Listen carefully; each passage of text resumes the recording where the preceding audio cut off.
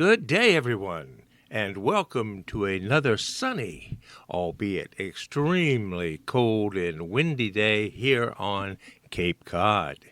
This is Doug Fagan, your volunteer reader, coming to you today, as always, from the studios of the Audible Local Ledger here in Mashpee, Massachusetts.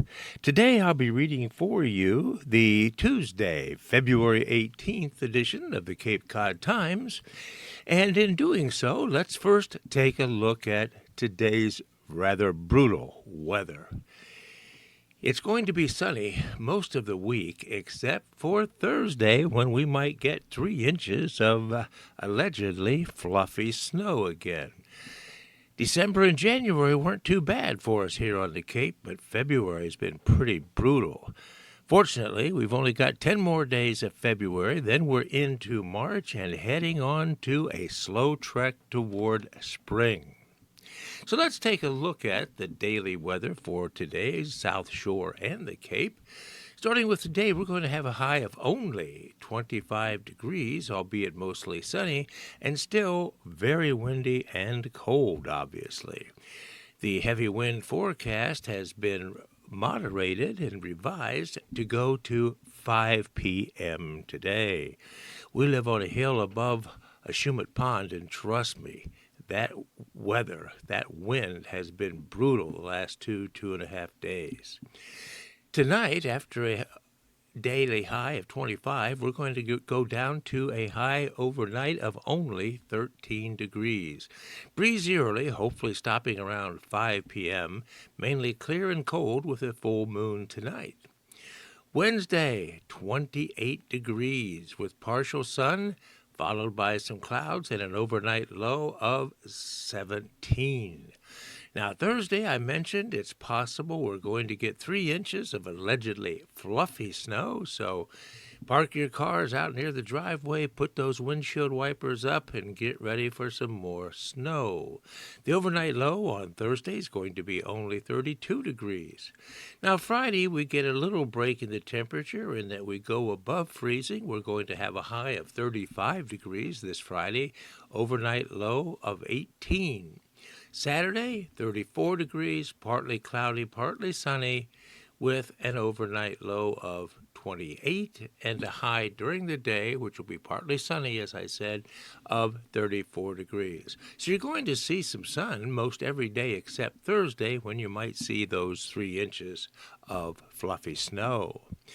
Taking a look at temperatures around the South Shore and the Cape, in Plymouth, Wareham, and Buzzards Bay across the canal, we have a high of 25 degrees today, with lows right around 13. Okay, crossing over the bridges into the Cape areas, Sandwich, Mashpee, Falmouth, Hyannis, and Barnstable, along with Dennis, highs today of only 25 degrees and sunny. Out at the elbow of the Cape at Chatham, we have 26 degrees as a high, Brewster, 26, Eastham and Truro, 26, and out at Provincetown, Race Point Light, 24 degrees.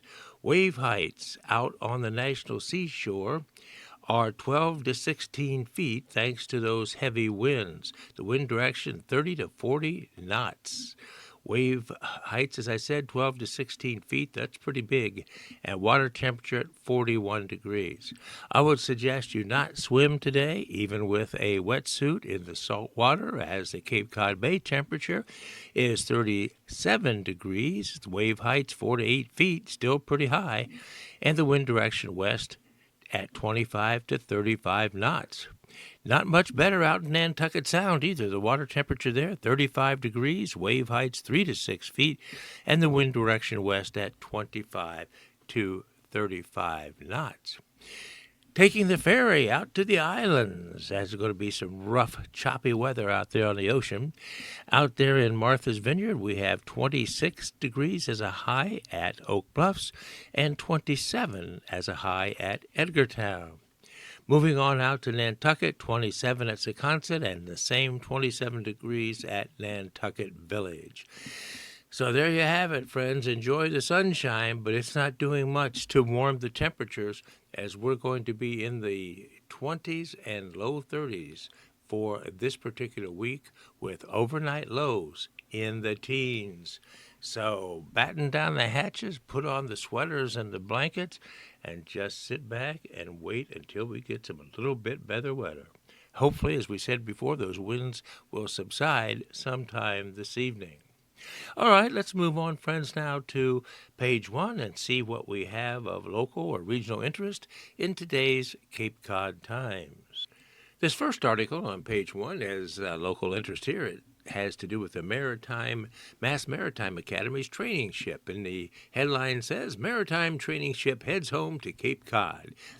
This article is by Steve Heaslip of the Cape Cod Times Network, and here is the article. The 4 divisions of Massachusetts Maritime Academy cadets queued up on the helicopter deck of the school's new training ship, Patriot State, at 7 a.m. Monday, February 17th, that's yesterday, for their morning formation and roll call, just as the sun was rising over a grove of palm trees off the stern of the boat. They then quickly disbanded to their mooring stations. Tugboat Endeavor arrived a short time later at the port side, keeping the Patriot State in place, as all the lines were hauled in on the bow and the stern. Bow thrusters activated, and the ship pushed away from its berth in Tampa, Florida, at 8:28 a.m. Patriot State maneuvered its way out a narrow channel made even thinner by dredge work. Then it was out into the more open water of Tampa Bay. Cadet Daniel Short was at the helm, taking directions from the pilot, who came aboard to guide the ship out the bay. Cadet Quartermaster on watch, Oscar Montes, from Panama, keeps a steady eye on the Sunshine Skyway Bridge as the ship passed underneath and out into the Gulf of Mexico. The ship now heads south, rounding the tip of Florida before heading north into the Atlantic and arriving back at the Buzzard Bay campus next weekend on February 22 and 23. The State University's annual sea term departed Buzzards Bay on January 11th with around 550 cadets, with close to 70 representing Cape Cod and the islands. Port calls included San Juan, Puerto Rico, Charleston, South Carolina, St. Thomas, Virgin Islands, and Tampa, Florida. And there's a picture of the Cadet Quartermaster, Oscar Montes, on the ship as well, taking a good look at the Skyway Bridge there in the Tampa area. So that ship will be coming home, and I'm sure they'll get a warm welcome, and I'll bet for sure they'll wish they were back in Tampa when they experience the cold weather here in Massachusetts at their home port. All right, friends, let's move on to another article on page 1. This next article is entitled, It's a Wake-Up Call Living Abroad, and it's accompanied by a picture of Gwyneth Oakes, that's O-C-H-S, age 37, who grew up in Barnstable and now lives and teaches in Hiroshima, Japan. Has a passport with the designation of X, which means they do not biologically fit the definition of male or female. And President Trump's recent executive orders includes one that rejects all gender-identifying references on government documents, such as visas and passports. In the photo, Miss Oakes is in a concert hall in Hiroshima. And here is the article. It's by Susan Vaughn of the USA Today Network. There is troubling news for non-binary Americans, especially those who live abroad like Gwyneth Oakes, who grew up in Barnstable and now lives and teaches in Hiroshima, Japan. President Donald Trump's recent round of executive orders includes one that rejects all gender-identifying references on government documents such as visas, passports, and global entry cards. The U.S. State Department has suspended processing passport applications with a gender marker different from the applicant's biological sex. The orders also require all federal departments to recognize gender as a male-female binary, replace all instances of gender with sex in materials, and cease all funding for gender-affirming care. It's a wake-up call living abroad, said Oakes, age 37, in a phone call on February 8th. They have been working abroad for more than 10 years. Oakes identifies as agender, A-G-E-N-D-E-R, that is, someone having no gender identity or lack of gender. I have had an American passport my whole life, Oakes said. I know the value of an American passport. It has been the gold standard around the world. Americans need to realize that some have passports that are useless, devalued, etc. Is that going to change now that other countries view an American passport? Oakes' passport has the designation of X, which means they do not biologically fit the definition of male or female. The last administration very quietly allowed for it to happen, Oakes said. The regulation was changed by the Biden administration in 2022. As the State Department website on February 17th, it says a passport with an X marker will remain valid until its expiration date. So, barred from returning to the U.S.? Well, Oakes said their passport and other documents, including a work visa and a residence card, needed to be renewed quickly last year when they changed jobs. The large international school in Ho Chi Minh City, Vietnam, where they had been teaching, went bankrupt and closed. Oakes then had to get the documents together in April for the new teaching position that began in August in Japan. I watched a video of the first person to get the X designation on a passport, Oakes said. The person won the court case. I was not allowed to lie in getting my documents, Oakes said. I did all the documents with a non-binary passport. There also were no issues when registering as an international resident in Hiroshima. I was told I was the first non-binary in Hiroshima to register, said Oakes. The Japanese culture will respect whatever the Americans are doing. When I register with my local ward, they want to make sure it is correct. Although Oakes has not heard from other non-binary Americans living abroad, they said, I feel safer than Americans at home. But Oakes admitted to having a lot of anxiety about going anywhere with a passport that now may not be accepted. If I stay here, everything is fine. But if I tried to travel abroad, it depends on the country. If I re-enter the U.S., would they try to confiscate my passport? Oakes asked. It feels like I've been barred from returning to the United States. I don't really want to test it. In case of a family emergency, then what? Well, Oakes has not been back to the Cape, where their mother lives, since Christmas of last year, or 2 years ago rather, 2023. They are most concerned about needing to return in case of a family emergency. Oakes attended elementary schools in Barnstable and graduated in 2006 from Sturgis Charter Public School in Hyannis, then went on to earn a bachelor's degree at Principia College in Illinois and a master's degree and teaching license at Northeastern University in the year 2011. They taught 1 year at Sturgis in inclusion support where other teachers encouraged applying to teach overseas. Oakes taught in Hungary and South Korea before taking the assignment in Vietnam and Japan. They came back to the U.S. for a year during the pandemic. As a design teacher, Oakes has been working with students in grades 5 through 10 who are learning project management in areas such as film and video editing, coding, architecture, sustainability, and 3D modeling. They taught robotics in South Korea. Now, when we're using the pronoun they, we are referring to Ms. Oakes as a non-binary person. I learned a lot on the job, Oakes said, and they were not expecting to be teaching in those fields, but I loved the work, and they did as well. Students call them MX Oaks, pronounced mix Oaks. The term has been used for non-binary people for about 5 years, said Oaks. Oaks' presence in the Japanese school encouraged another non-binary person to apply for a job and who will be teaching there next fall. The advice was to go to the U.S. Embassy and change it. Well, on the passport issue, Oaks said the advice they were given was to go to the U.S. Embassy and change it to what it was before. But the State Department has stopped all requests for changes of gender. But Oaks believes that changing the passport designation would be ammunition for an anti-trans administration, and they would be lying to do so.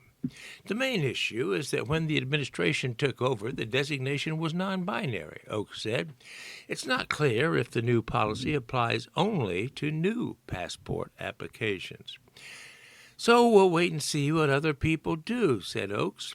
As for folks who already have the ID, Oaks said in a follow-up email it may be safe for now, but at what point does this all change?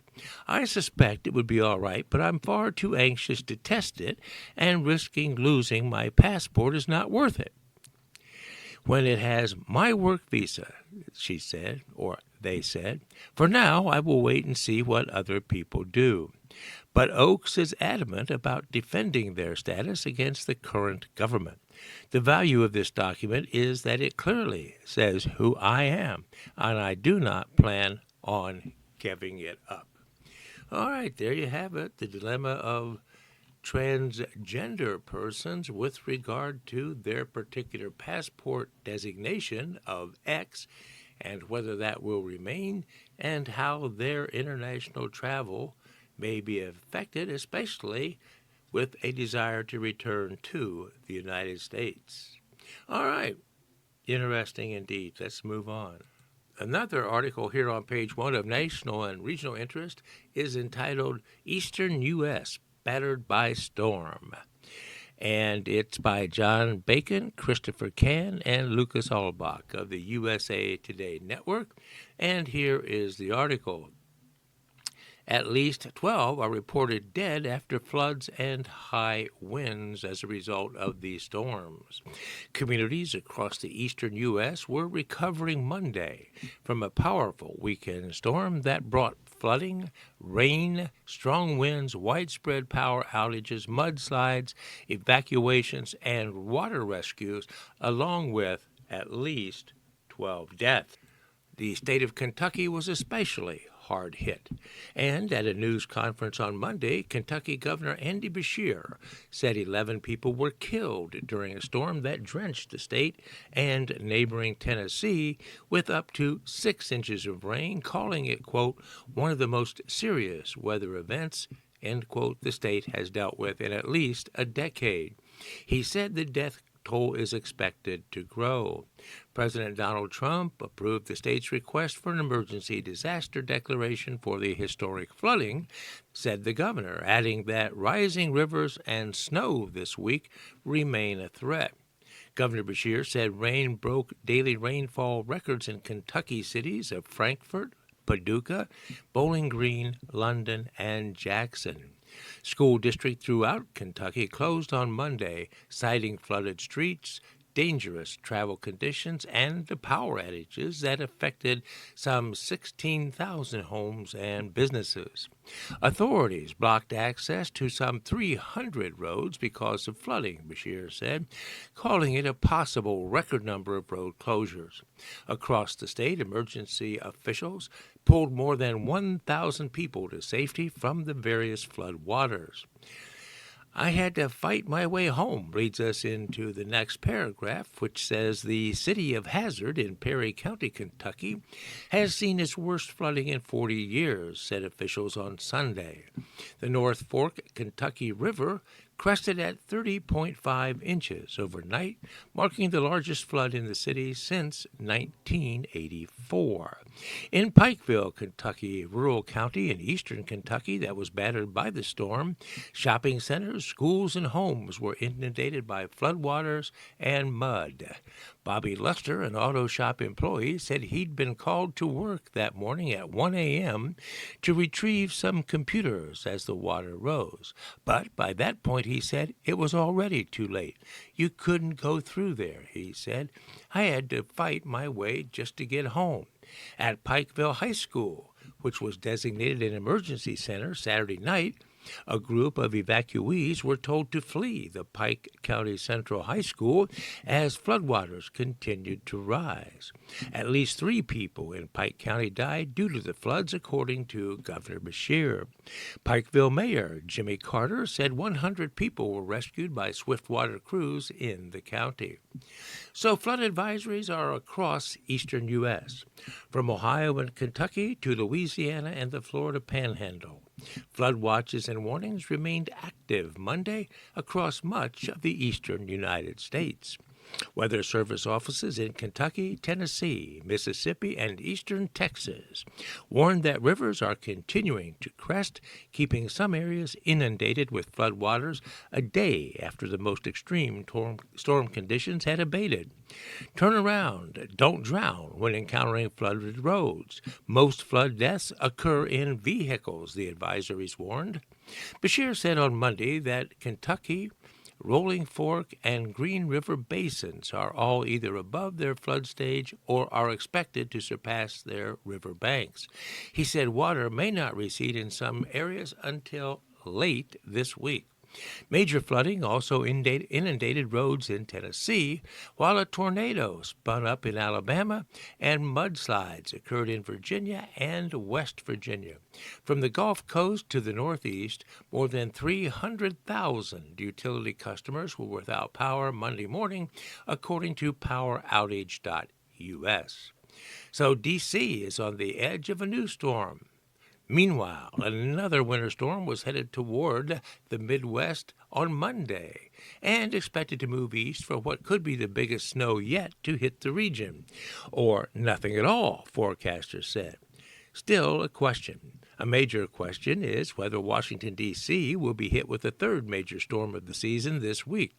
The 2 previous storms each dumped more than 6 inches of snow on the nation's capital. Earlier forecasts for the latest storm had the D.C. area facing up to another foot of snow. The National Weather Service said Monday that there was an enhanced winter storm threat Wednesday night through Thursday night, and there is an increasing potential for significant travel impacts and closures if this threat does materialize. AccuWeather senior meteorologist Tom Kynes said the storm was taking shape Monday and taking aim at parts of Nebraska, Kansas, Oklahoma, and Missouri, and into North Carolina where it will turn north. How sharp that turn becomes is crucial. Eastern cities such as Boston, New York, and Philadelphia are likely to be spared, he said. Right now, Washington is on the edge, possibly getting no snow or possibly seeing as much as 6 inches, all indeterminate at this point. Parts of the southeast could also see a wintry mix.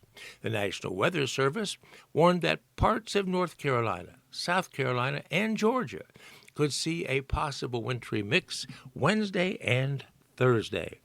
Confidence is slowly increasing as to the timing of the precipitation across the area, but confidence remains low as the precipitation type and amount, the Weather Service said in its hazardous weather outlook. Weatherman Kynes said parts of Mississippi, Alabama, Kentucky, and Tennessee could see ice. Fortunately, it should not last long thanks to days that are creeping longer, providing more sun, he said. The good news is the unrelenting string of wintry punches should come to an end this week, AccuWeather meteorologists said. Over 100 daily record lows could be set through the Midwest on Tuesday through Friday. Sub-zero lows may spread as far south as Oklahoma, the Weather Channel said. Wind chills could reach up to 60 degrees below zero for portions of the northern plains through midweek. And a few readings in the 40s below zero are expected in the coldest spots of Montana and North Dakota through midweek. 40 degrees below zero. No, thank you. All right, friends, there you have it. A look at weather now and in the near future for parts of the East Coast. And as we said earlier, we here on the Cape have a possibility of up to 3 inches of allegedly light snow come Wednesday night into Thursday. All right, let's move on to the next article. Here's a very brief article of local interest on page 2. It says, U.S. airman on Cape Cod suspected of rape is arraigned. This is by Zane Razak of the Cape Cod Times Network. Here's the article. An airman first class of the U.S. Air Force was arraigned in Orleans District Court on February 14 for 2 counts of rape and 2 counts of photographing an unsuspecting nude person, that according to Cape and Islands District Attorney Robert Gallibo's office. Nicholas Sweetser, that's Sweetser, Sweetser, 30 of Eastham, is being held without bail until a Tuesday hearing on the prosecutor's motion to detain him as a danger to the community. The U.S. Air Force sent an investigative report alleging multiple instances of sexual assault by Sweetser that happened in Massachusetts. They sent that to the state police, according to a press release from the Attorney General's office. After reviewing the report, the Massachusetts State Police Detective Unit, assigned to the Cape and Islands District Attorney's Office, began its own investigation. Sweetser was taken into custody without incident after the state police applied for and were granted an arrest warrant.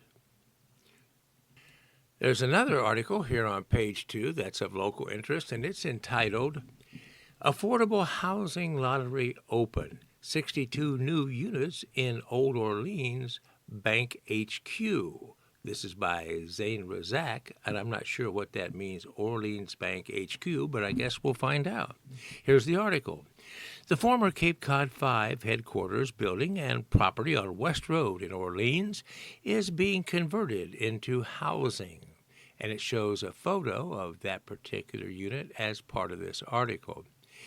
And the article says the housing lottery for a new housing development in the town of Orleans is now open, according to the town. Developer Penrose is accepting applications for FARE, that's P-H-A-R-E, the mixed income family rental development nearing completion there in Orleans. The project involves the renovation of the former Cape Cod 5 headquarters building at 19 West Road.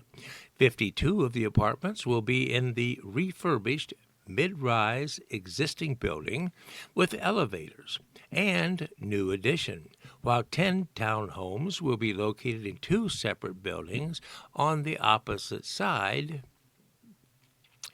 of the access drive.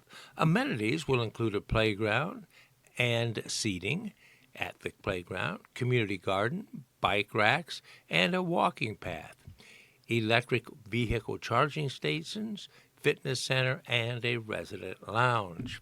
The site is located just north of the Skagit Corners Shopping Center, which includes a Shaw's Grocery, pharmacy, and a bus stop.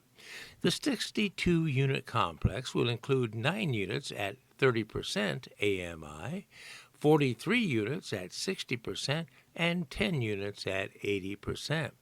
All applications must be submitted by mail for the lottery and must be postmarked by this April 8th. The lottery will be conducted on April 22nd via Facebook Live. Residents could begin moving in by May, pending construction, according to the Penrose Developers website. All right, that article talks about the old bank headquarters of Cape Cod 5 being converted into affordable housing in Orleans, and the lottery that will designate who can apply for those housing units. We're now moving to page 3, the Cape and Islands page, and there's an article there entitled Falmouth Rally Draws Many Against Trump. This will be the first of many rallies, not only across Massachusetts, but across the country.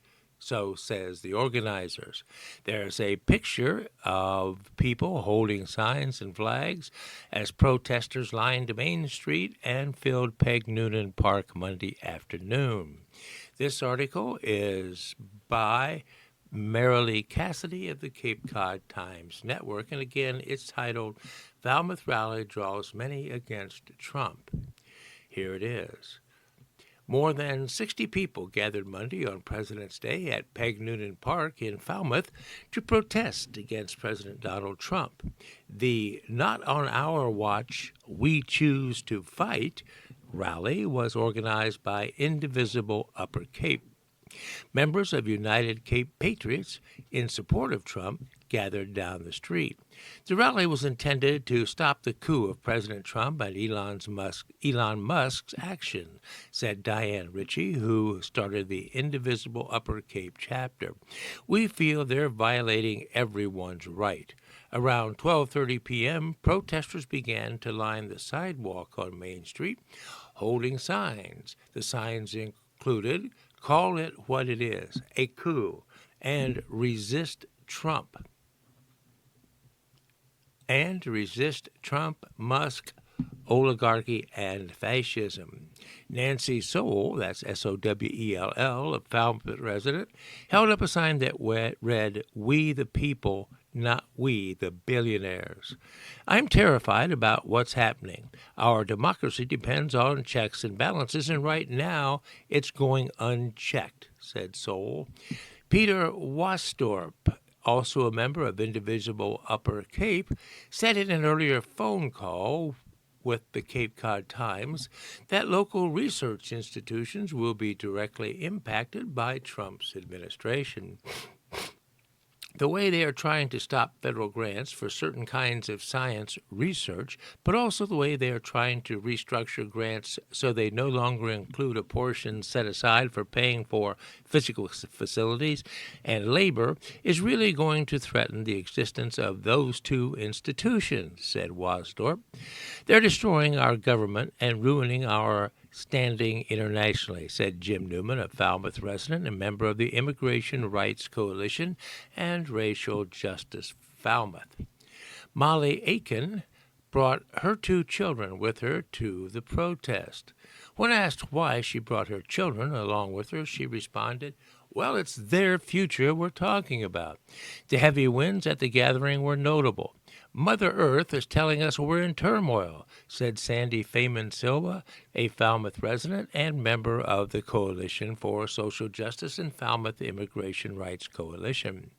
Among the United Cape Patriots members was Sharon Mitchell, a Falmouth resident who came out to support the president. "They've given him a hard time from the beginning, and it's because they're afraid of him," said Mitchell. "They're afraid of losing rights that they are not losing." Well, there's a couple pictures accompanying this article, and you can see there's a tremendous difference of opinion regarding those attending the rally. I'm sure there'll be more rallies that we'll be talking about in the weeks and months ahead. Well, as most of you know who follow us regularly, it's at the midway point, which we're just past now, whereby we swing over to the various obituaries of the day, and it seems we have 3 at this point in today's paper, so let's take a look at those now. Our first obituary today is that of Elizabeth Ann Drews, that's Drewes, formerly of Harwich. It has a dateline of East Providence. Elizabeth Ann Drews, formerly of Harwich, joined her angels on Friday, February 14th, while resting peacefully under the skilled nursing care at Tockwatton on the waterfront in East Providence, Rhode Island. She was educated in Winthrop Public Schools and at Catherine Gibbs Secretarial School, and she worked on and off throughout her life as an executive secretary. She was married to Henry Hank Cook Drews from 1925 to 2012 for 59 years and had 2 children, Carol and Terry. While Hank climbed the Allstate Insurance Company corporate ladder, the family followed from Nashua, New Hampshire to West Simsbury, Connecticut, then to Brookside, New Jersey, and Cary, Illinois. After vacationing on the Cape for several years, they actually retired to Harwich. A memorial service is planned at Harwich United Methodist Church this Saturday, on Saturday, March 15th at 11 a.m. In lieu of flowers, donations may be made to the Harwich Methodist Church on Church Street in Harwich, or Yankee Golden Retriever Rescue Group in Hudson, Massachusetts. All right, that's the brief look at the obituary of Elizabeth Andrews, D-R-E-W-S, formerly of Harwich. Our next obituary is that of Thomas Rowe Jr., spelled W-R-O-E, with a dateline of Naples, Florida. Thomas Rowe Jr., a beloved husband, father, and grandfather whose life was defined by his love for family, commitment to excellence in business, and unwavering dedication to his community, passed away on February 14th at the age of 74. Born in Cumberland, Rhode Island, to Thomas Rowe Sr., Tom's curiosity and drive shaped his life. He earned an engineering degree from the University of Rhode Island before starting his career at Texas Instruments in 1972. He played a key role in the sale of Texas Instruments Sensors and Controls Division to Bain Capital, leading to the creation of Sensata Technologies, which he helped transform into a global leader. After retiring from Sensata, he continued with Bain, contributing to a variety of successful adventures and involvement. Known for his humility and integrity, he mentored many inspiring generations of leaders. To Tom, leadership was about making a difference and leaving a lasting impact. His life was defined by integrity, generosity, and kindness. Tom forged an unforgettable impression on everyone who had the privilege of knowing him. His greatest joy, however, was found in his family. Tom's passion for golf and tennis brought him joy and lasting friendships at the Dennis Yacht Club, Great Harbor Yacht Club, Mediterra, and the Kumaquit Golf Club. His love for adventure also took him to Waterville Valley, where skiing became a cherished tradition. He will be deeply missed, but his memory will live on in the hearts of those who loved him. Services in Massachusetts and Florida will be announced at a later date. In lieu of flowers, the family kindly requests that any donations be made to Nantucket Cottage Hospital. All right, friends, that's the obituary of Thomas Rowe Jr., W-R-O-E, is the spelling of his surname. Our third and final obituary today is that of Jean Ann Weeks, W-E-E-K-S, has a dateline of West Dennis. Jean Ann Weeks of West Dennis, Mass., passed away peacefully on February 13th at her beloved home in West Dennis with her close family in attendance. She was born October the 2nd, 1932, in Boston. Jean was the loving wife of John, also known as Jack, her husband of over 50 years, who passed away in 2014. She was beloved by her friends and community, as she was always quick with a smile and a witty retort. She was a social butterfly who enjoyed card games, including bridge, whist, and cribbage. She loved Cape Cod and was a lifelong Cape and Islander. We'll all miss her very deeply. Viewing will be on Wednesday, the 19th of February from 8:30 to 9:30 at the Dome Beale and Ames Funeral Home at 260 Main Street in Harwich. A ceremony to follow at 10 a.m. at Holy Trinity Catholic Church on Main Street in Harwich, and Jean will be buried with her husband, Jack, at the Massachusetts National Cemetery in Bourne. In lieu of flowers, offerings and or donations can be made to Hospice Care, the Visiting Nurse Association of Cape Cod. All right, friends, that's the obituary of Jean Ann Weeks of West Dennis. All right, friends, let's now take a look at the lighter side of the news and information as we take a look at the various lottery results and the jackpots.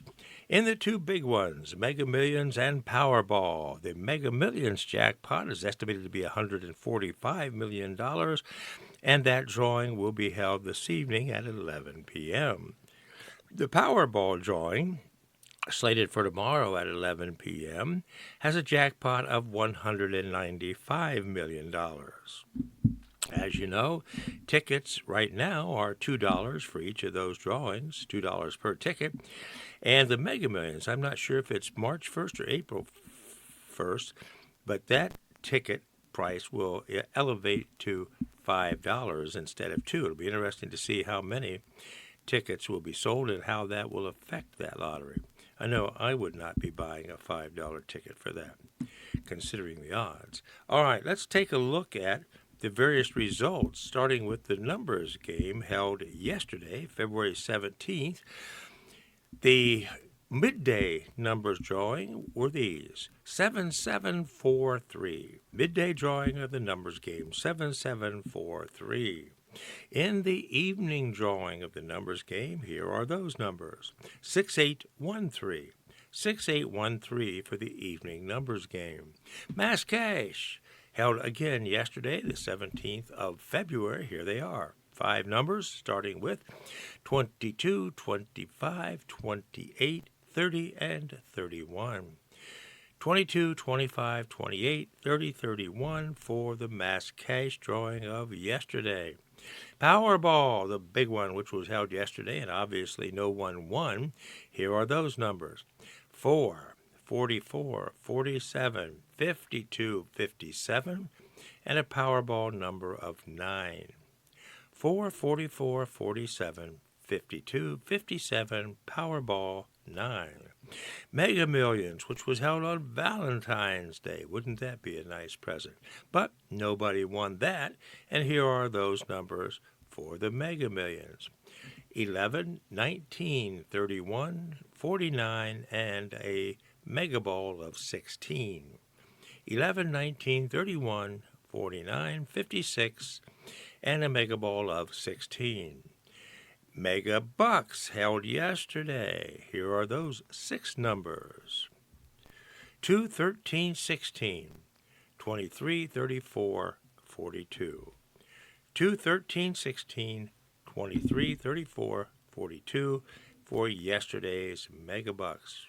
And finally, Lucky for Life held yesterday. Here they are: 2, 7, 42, 43, 47, and a Lucky for Life ball of 6. 2, 7, 42, 43, 47, and a Lucky for Life ball of 6. All right, there you have it, friends. I hope somebody won out there. And for those of you who continue to play, I say to you, as I always do, good luck, players. I hope somebody out there wins. All right, let's move on to other articles in today's Tuesday, February 18th edition of the Cape Cod Times.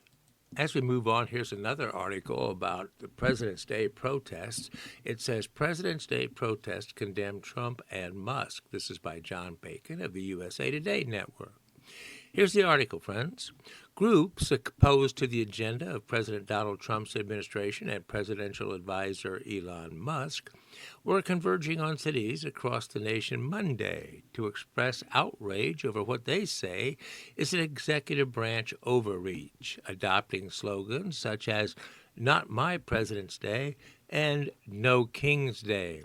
The rallies on the federal holiday known as President's Day, led by the 50501 movement and other organizations, comes less than 2 weeks after the last round of widespread rallies and street marches. We witness with growing alarm how our constitutional rights are being trampled upon, how the authority of the president is being usurped by those who seek to consolidate power for personal gain, 50501 said in a statement on its website.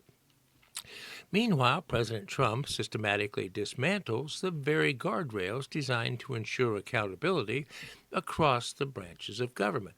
The 50501 movement, 50 states, 50 protests, 1 day, was started by grassroots organizers spreading the word on Reddit, that's Reddit, forums, Instagram, Blue Sky, Discord, and other social media platforms. It has 115,000 members on its Reddit page. Thousands gathered to protest outside the U.S. Capitol in Washington, waving flags, carrying protest placards, and chanting, "This is what democracy looks like."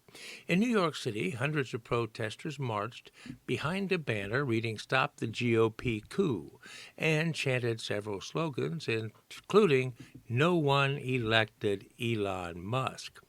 In Texas, a crowd gathered in Austin and chanted, "Hey, hey, ho, ho, Elon Musk has got to go," and "No justice, no peace." U.S. Senator Chris Van Hollen, a Democrat from Maryland who said he'd attended the rally in Annapolis, attacked Trump and Musk's efforts to harm the merit-based civil service system in order to implement a system of political cronyism. Van Hollen also expressed his commitment to fight for federal workers and defend critical services to the American people under threat by the Trump-Musk administration. The 50501 movement has emphatically opposed Trump's executive orders, such as cracking down on illegal immigration and pardoning people involved in the J6 riot at the U.S. Capitol in 2021. The group also seeks reinstatement of efforts seeking diversity, equity, and inclusion. Discontent has intensified as the administration moves to lay off thousands of federal workers in an effort to shrink government and cut costs. We stand firm at a critical moment in history, demanding that the American people be heard and that the White House be governed by the true will of the people, not by a tech billionaire who seeks to buy influence and control, the group said in a statement on its website, referring to Musk, the richest person in the world. The 50501 group, in a social media post, urged protesters to wave an American flag like your life depended on it. They suggested protesters wear blue because it represents vigilance, perseverance, and justice. Similar protests were held on February 5th with hundreds bearing signs and shouting dissent near the U.S. Capitol. All right, that concludes that. Well, like the protest reference, the dismissal of many, many federal workers across the country is very much present in the news, and this next article references that. It says, federal workers incensed by letters. For performance language in terminations feels like slander. This is by Zach Anderson and Terry Collins of the USA Today Network, and here is the article. Federal employees reeling from a wave of firings that began last week have focused on language in their termination letters, targeting their quote, performance, end quote, as particularly upsetting. USA Today reviewed 10 termination letters. All but one mentioned performance concerns. Fired probationary employees interviewed by USA Today all said they were never told of any performance problems. One had not been in the job long enough to even have a performance review. Another was fired just a month into her job after relocating more than 1,700 miles to take the position. And a third employee said his supervisor explicitly told him he was not being terminated for performance reasons. The performance language in the letters added insult to injury, the fired employee said, arguing it unfairly impugns their work records. Some worried the language could impact their ability to file for unemployment benefits and find a new job. It's a lie. It's simply not true, said fired U.S. Forest Service worker Gavin Harmon. President Donald Trump's administration has launched an aggressive effort to cut federal agencies and completely shutter some. The push is being led by the Department of Government Efficiency, or DOGE, D-O-G-E, which is headed by billionaire Elon Musk. The administration offered buyouts to nearly all federal workers and then began mass terminations targeting probationary employees who recently were hired. Federal employees told USA Today that they believe citing their job performance is an attempt by the government to provide legal justification for the firings. However, A labor attorney said the government has wide latitude to fire probationary employees, and performance language in the termination letters may simply be boilerplate language. Lawyer Greg Rinke speculated that the government may be citing performance issues in an attempt to avoid having the terminations considered a reduction in force that would trigger other legal requirements and take longer. He said employees' interpretation of the language is certainly understandable. While the language is boilerplate, a fair interpretation on the part of a probationary employee receiving this is that their performance was inadequate, said Rinke, who practices federal labor law. Asked about the performance language in the termination letters, White House spokesperson Harrison Fields said President Trump returned to Washington with a mandate from the American people to bring about unprecedented change in our federal government to uproot waste, fraud, and abuse. This is not easy to do in a broken system entrenched in bureaucracy and bloat, but it's a task long overdue, Fields added. Termination letters shared by a U.S. Department of Education employee, a U.S. Department of Agriculture employee, a Natural Resources Conservation Service worker, and 4 workers in the U.S. Forest Service all state that probationary employees must demonstrate why it's in the public interest for the government to finalize their appointment to the civil service. The agency finds, based on your performance, that you have not demonstrated that your further employment at the agency would be in the public interest, the letters said, and they continue. The workers interviewed by USA Today said they had good performance records.